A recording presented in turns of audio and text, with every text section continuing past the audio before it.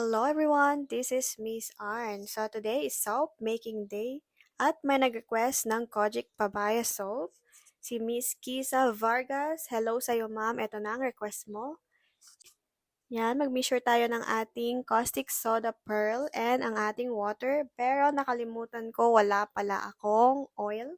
So yan, pumunta muna ako sa supermarket para bumili ng oil. So yan guys, medyo pricey yung ating oil kasi mahal na nga yung oil ngayon.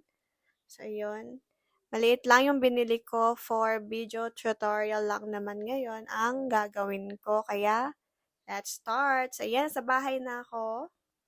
So medyo mabilis yung ating voiceover ngayon. Then yung ating oil, buhos na natin yung oil, ang pinakamahal na oil. And then maglalagay na ako ng papaya extract. At least 5 grams lang ng papaya extract. And then, halu-haluin lang, mix lang natin siya. And then, after that, lalagay ko na ang kojic powder or kojic dipalmitate. So, yan guys, mix lang. So, dapat tunaw na tunaw yung kojic powder. So, gumamit na ako ng stick blender para matunaw kaagad yung kojic powder. So, as you can see, parang nagiging milky white na siya after ko siyang i-mix talaga, ihalo, itunaw, or ganon.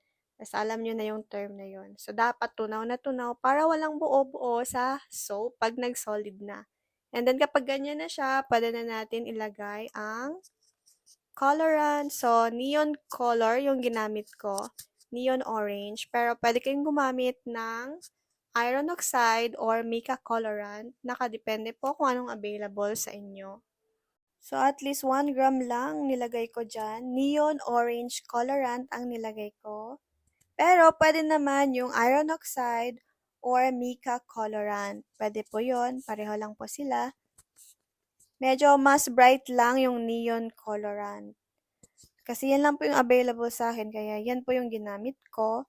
Kapag na-mix na natin lahat, pwede nang ilagay ang fragrance oil. So, lemon fragrance oil ang nilagay ko kasi wala akong orange fragrance oil. And then, ilagay na natin ang lye. So, yun. Observe sa consistency ng ating liquid. By the way, yan yung ginawa natin na pet soap last time. So, solid na siya.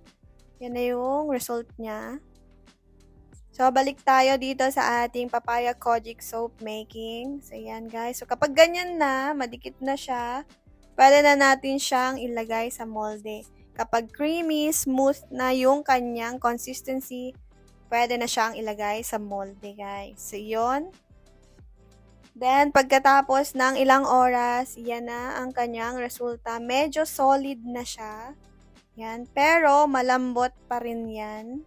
Yan, hindi pa siya pwedeng tanggalin sa molde. Iwan natin siya at least 1 week and then saka natin siya tatanggalin sa molde. So, yan lang guys. Thank you so much for watching.